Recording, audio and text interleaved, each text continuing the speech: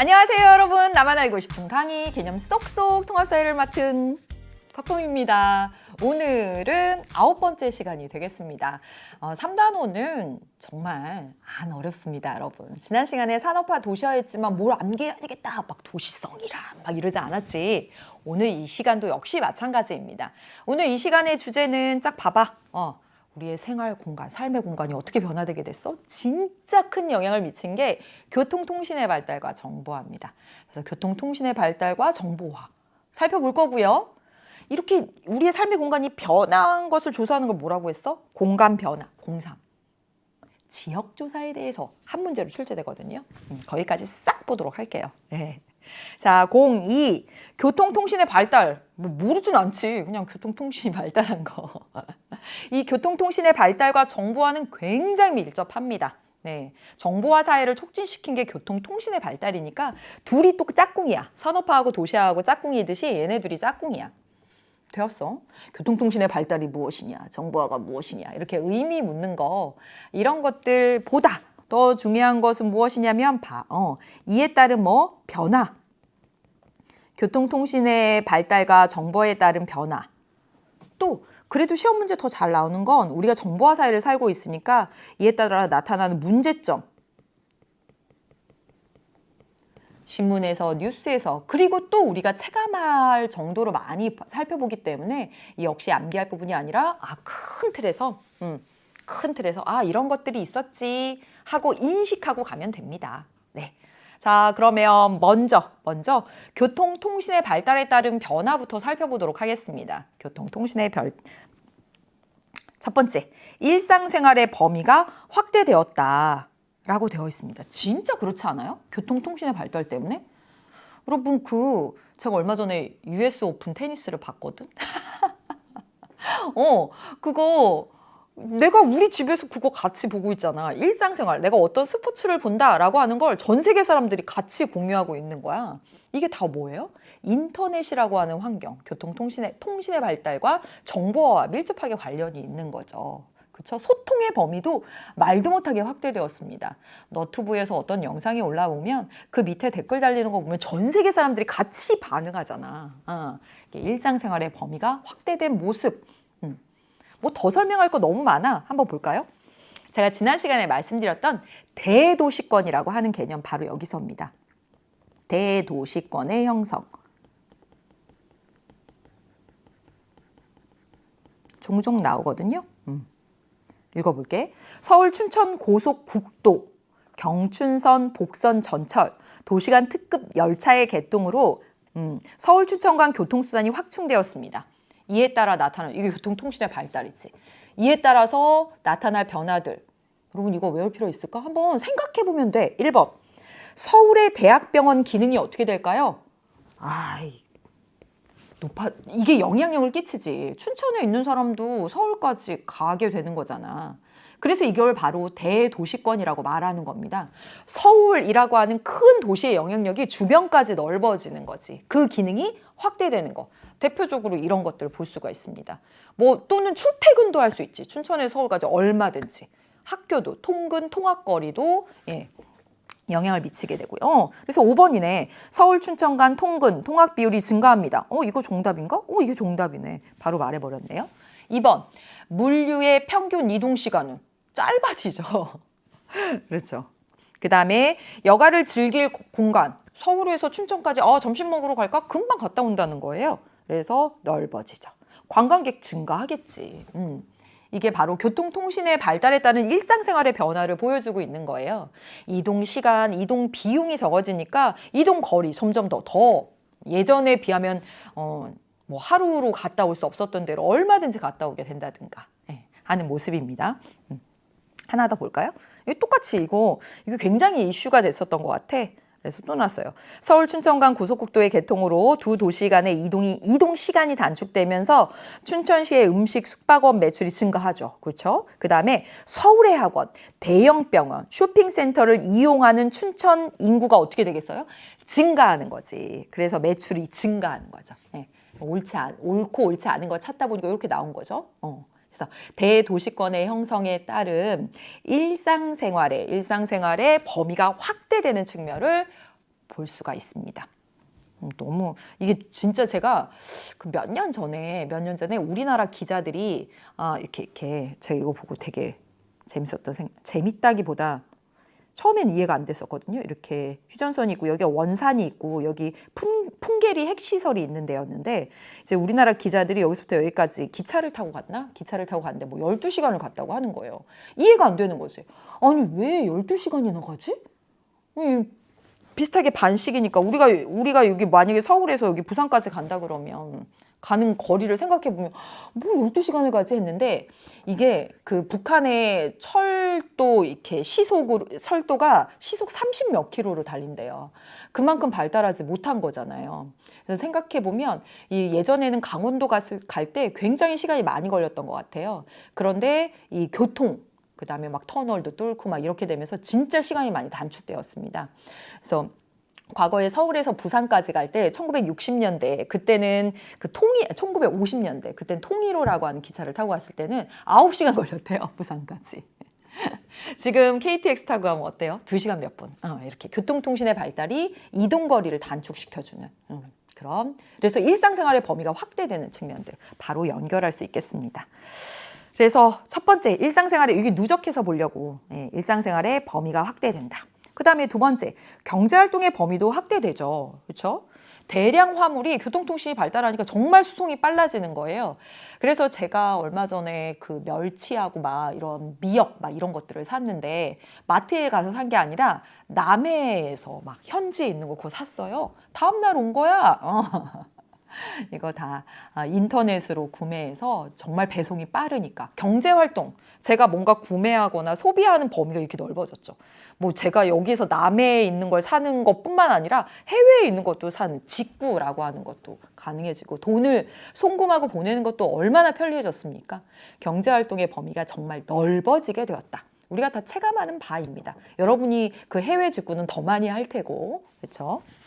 그 다음에 세 번째 자 가볼까요? 세 번째 여가 공간의 확대. 이 교통통신의 발달 특히 우리나라 지금 여가 공간이 확대되는 거 앞에 춘천으로 막 여행 가고 숙박업 매출업 막 그 매출업에서 이런 매출액 증가했다라고 하는 내용도 여기 연결되는 측면입니다. 여가 공간이 확대되는 거. 근데 진짜 많이 체감할 수 있는 게 무엇이냐면 해외여행입니다.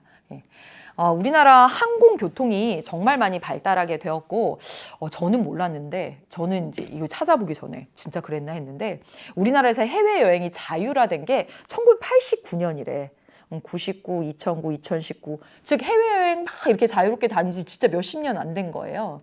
이 89년 이전만 해도 우리나라가 이렇게 경제적으로 이런 수준이 아니어서 우리나라 돈을 가지고 외국에 가서 돈을 쓰는 건 외화가 유출되는 것이고 또 외국에 나가서 막 공산권 국가와 막 이렇게 접촉을 하면 안 된다. 라고 해서 해외여행이 어려웠던 시절이 있었는데 해외여행이 이제 자율화된 거예요.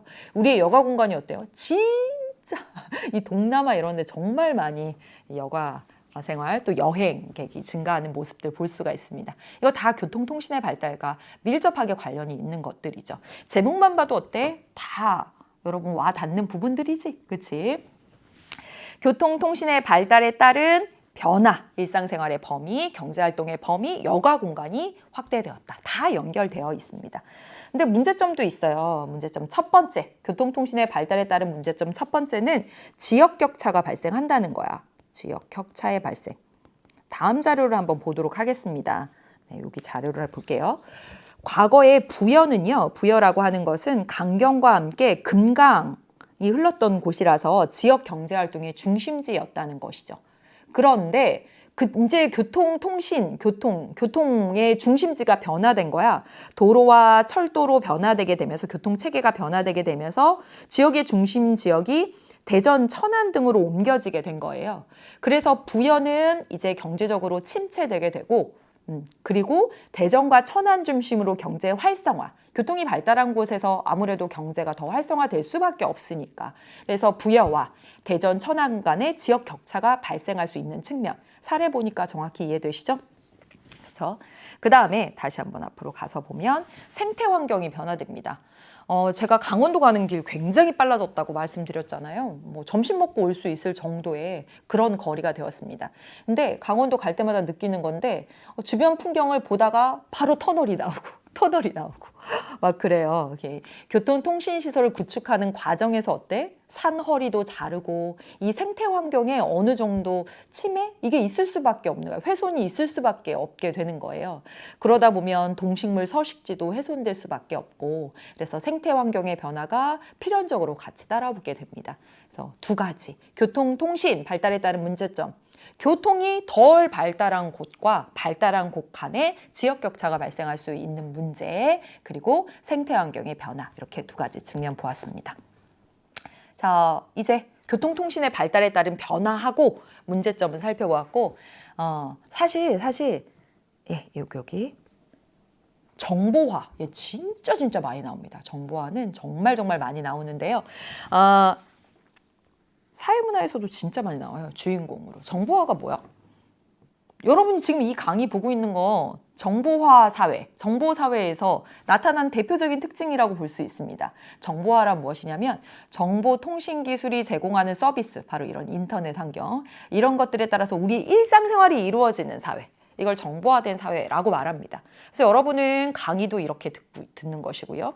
소비도 그렇게 하고 또 돈을 보내는 것도 인터넷 뱅킹으로 하고 이게 다 그러다 보니까 1번 엄청 안전하고 편리성이 무엇보다 높아진 것이죠. 정말 편리하잖아요. 돈 보내는 것도 은행에 일일이 나간다고 생각해봐. 그리고 뭔가 구매할 때 일일이 밖에 나가야 된다고 생각해봐. 강의 들으러 학원에 물론 가기도 하지만 정말 편리성이 높아진 측면들이 있다. 그래서 여러분 이거 볼까요? 여기 2022 9월 3번 문제입니다. 보시면 을은 장기 입원 중인 학생인데 교사의 실시간 원격 수업을 수강합니다. 학습 수준을 고려해서 또 선택할 수도 있어. 그래서 엄청 편리하죠. 그렇죠? 이런 측면도 나타나고 행정기관에 민원 서류 떼러 안 가도 돼 이제. 그런 것도 편리한 걸 따져보면 이로 말할 수 없이 많습니다. 제가 사물 인터넷이라고 해서 사물 인터넷이 뭐냐면 인간의 개입 없이 걔네들 그 사물들끼리 서로 도움을 주고 받는 거야. 예를 들면 사물 인터넷의 대표적인 게 이런 거예요. 제가 알람을 딱 맞췄어요. 몇 시로 알람을 맞췄는데 그날 비가 막 오는 날인 거야. 그럼 기상 정보가 그 알람하고 뭐 연결되는 건가? 그래서 알람이 평소보다 30분 일찍 울리는 거지. 그러면 이 알람이 빨리 울리는 거에 맞춰서 커피포트에 물이 빨리 끓어. 뭐 이런 거. 그런 것들도 있고 또 뭐 있지? 그런 거 좀 그 있잖아요. 가스렌지 불이 일정 온도 이상이 되면 자동으로 꺼진다거나 이루 말할 수 없을 정도로. 그래서 안전성과 편리성이 높아진다라고 하는 거 첫 번째. 두 번째는 가볼게요. 두 번째는 여기 모바일 쇼핑 또는 인터넷 쇼핑의 이 규모가 커지고 있는 부분들 나와 있습니다. 당연히 체감하고 있는 바고요. 두 번째는 근무 환경의 변화입니다. 뭐냐면 저는 그 시대에 교사를 하지 않았는데 예전에 시험 문제 출제할 때 선생님들이 일일이 글씨를 다 그랬던 것 같아. 글씨를 다 써가지고 그래서 복사도 막 이렇게 막 잉크 발라서 막 이렇게 했다던데. 상상할 수 없는 환경입니다. 네. 근데 지금 다 어때요? 컴퓨터 기반에서 문서도 다 전자문서로 접수하게 되는 것이고 전자문서 또 회의도 어때요? 회의도 이렇게 원격으로 회의하고 그다음에 코로나를 겪으면서 재택근무 굉장히 일반화되었습니다. 사실은 이것도 다 연결되지 굉장히 편리하다라고 하는 것과 연결되는 측면들이 있습니다. 그 다음에 세 번째, 다양한 인간관계를 맺을 수 있는, 왜냐하면 인간관계를 맺을 수 있는 공간적 범위가 넓어져서 그렇습니다. 유튜브, 너튜브, 그 다음에 인터넷 환경 속에서 우리가 만날 수 있는 사람들 그리고 공간적인 제약이 정말 적어졌기 때문에 이 범위가 넓어진 거죠. 그래서 다양한 인간관계, 소통을 맺을 수 있는 범위가 넓어진 측면, 이것도 특징입니다.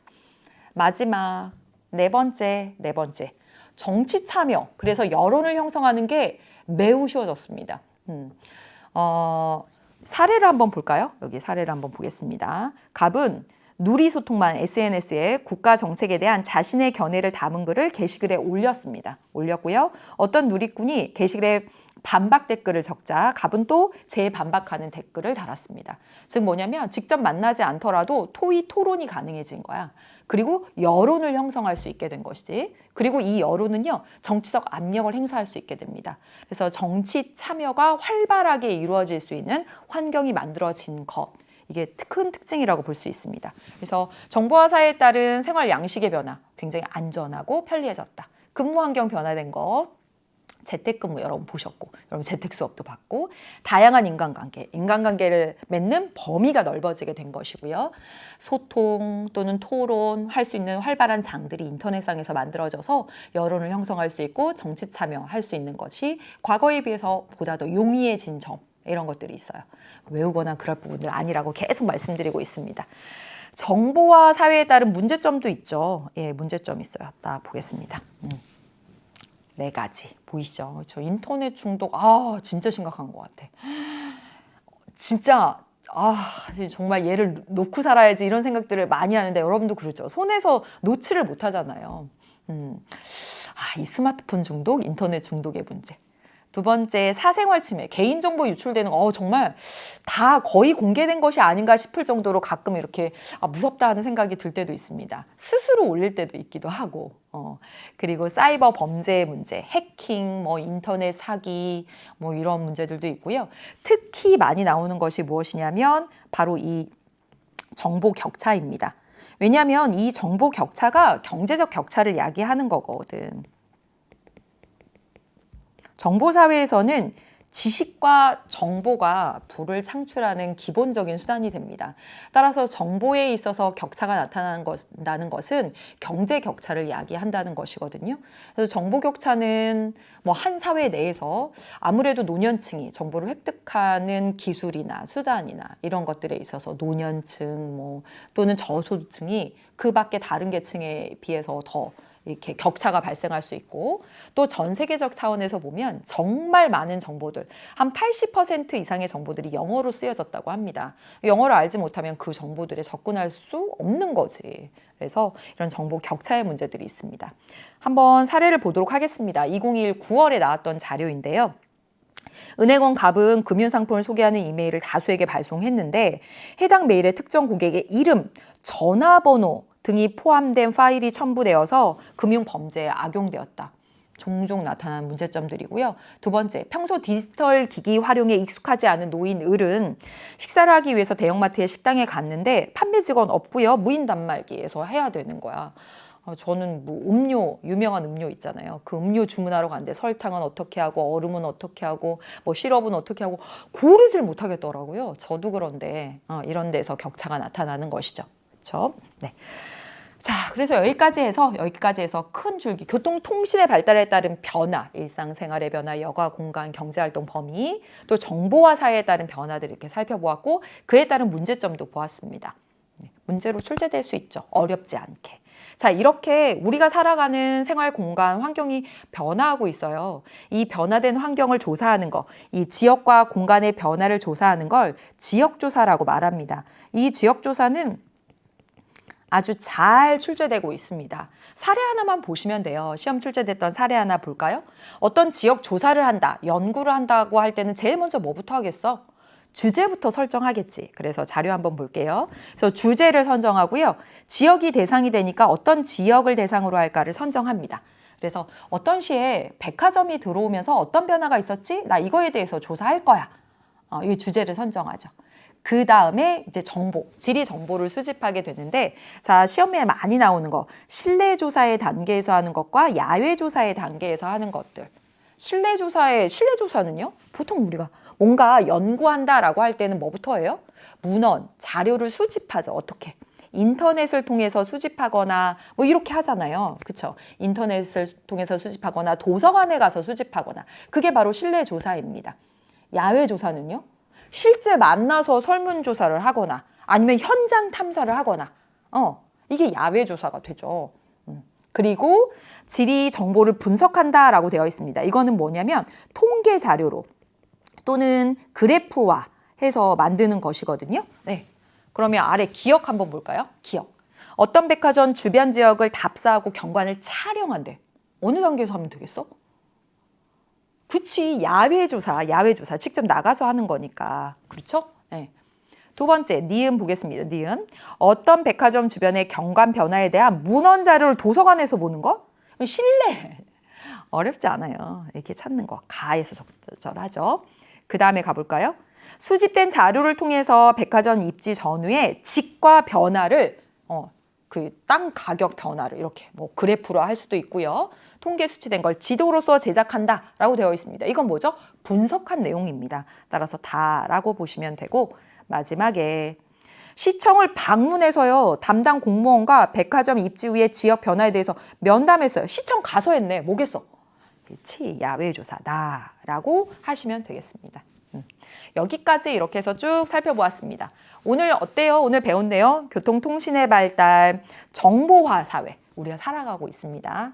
어떤 변화가 있었는지 그에 따른 문제점은 무엇인지 살펴보았고 이러한 변화들을 조사하는 걸 지역조사 과정, 실내조사하고 야외조사 분석하는 거, 통계 자료나 그래프로 이렇게 표시하는 거. 네, 여기까지 해보았습니다. 오늘도 역시 여러분의 머릿속에 차곡차곡 개념이 잘 정리됐을 것이라고 믿으며 통합사회 홈런을 치십시오. 우리는 다음 시간에 만나도록 하겠습니다. 홈런!